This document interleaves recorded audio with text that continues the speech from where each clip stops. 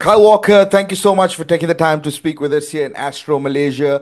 What we're doing, and I want to do this with you, it's called the identity game, where we go and speak to Premier League footballers. We ask them or we give them certain traits, we give them certain categories, and get them to pick moments or individuals or characters from their personal life that will then help fans better understand them. So I'm going to start Okay. by asking you the first one, and the first one is the mentor. Who is the one person, it could be a coach, a family member, or a teammate, who guided you the most? I would have to say my dad. Um, I think my dad took up the role of obviously being the dad, but also being the coach as well.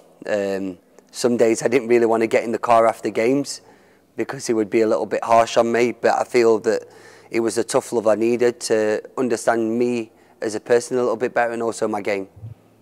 I absolutely love that answer because it's funny how a lot of players, when we end up asking the same thing, the answer always goes back to either a parent or a mother or a father, and it's just incredibly beautiful. The next one, Kyle, is the sacrifice, something you had to give up to pursue football. I think you have to give up a lot of your social time.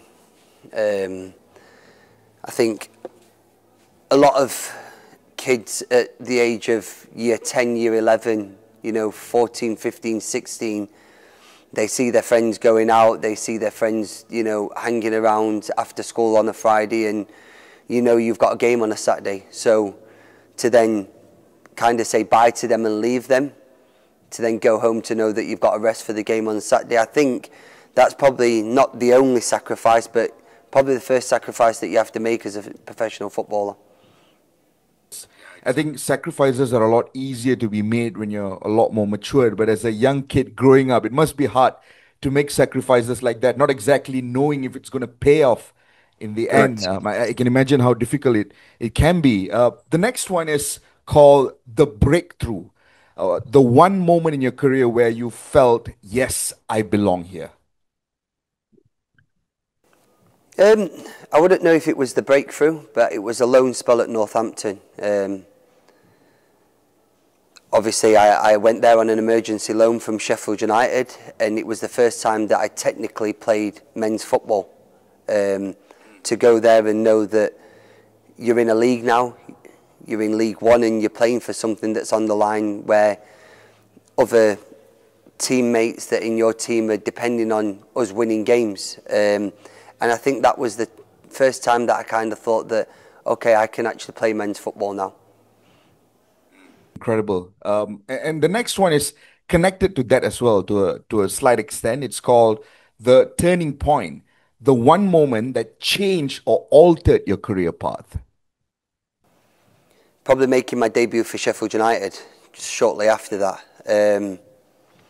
I played 5 games for Sheffield United, and then next minute I'm travelling down to London to sign for Tottenham.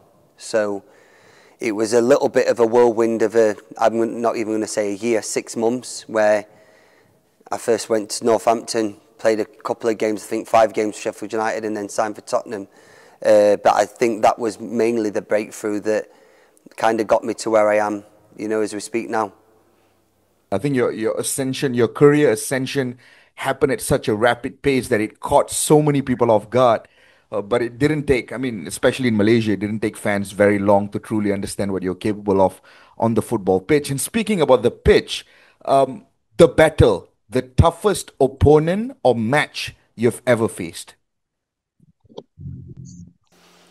Um, I've had a lot.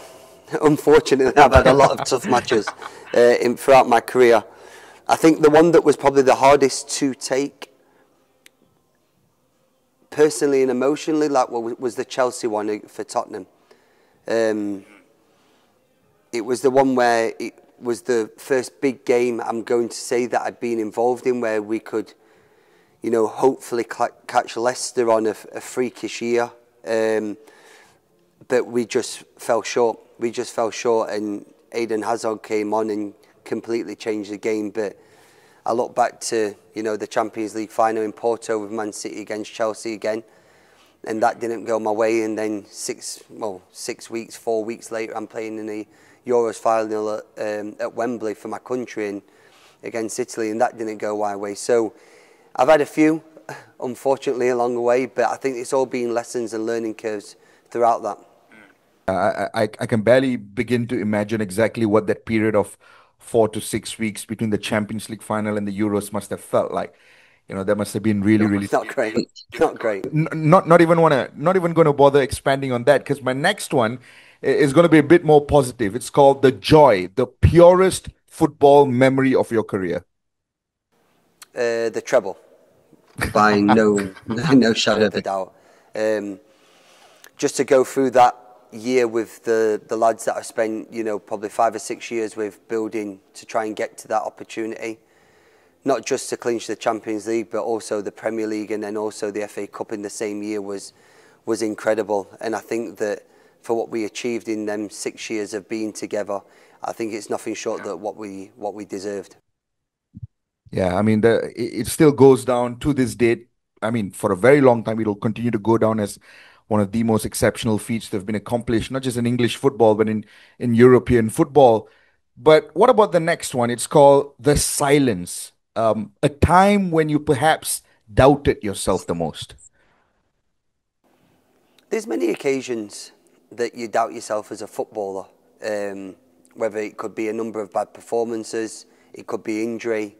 Um, but I always take them moments as kind of a reset button. You need to reset and make sure that you're mentally tuned in to go again.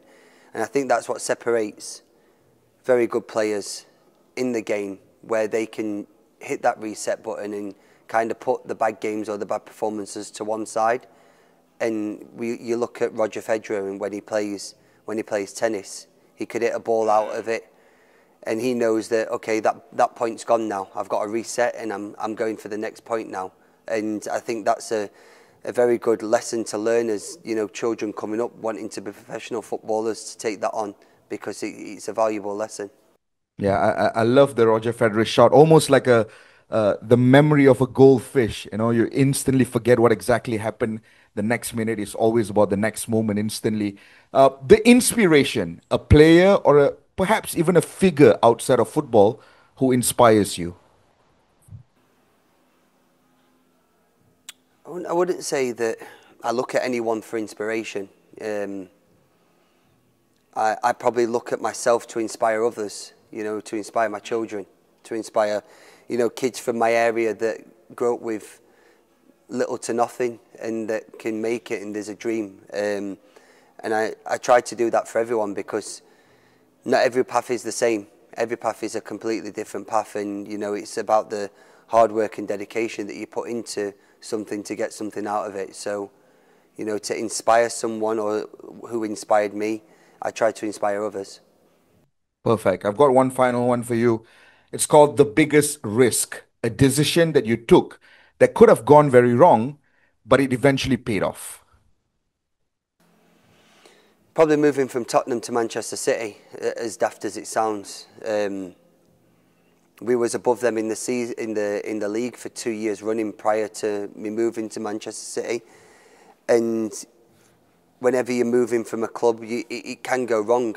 I went for a big price tag, and there was a lot of pressure on me, and you kind of think, doubting yourself and thinking, is this going to work, or should you have stayed in your comfort zone and stayed where you was, because something could have potentially happened fantastic at Tottenham at the time.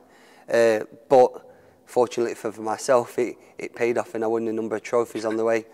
Yeah, I mean, I think using the word paid off is a bit of an understatement to what you accomplished Thank you. at, at Manchester City.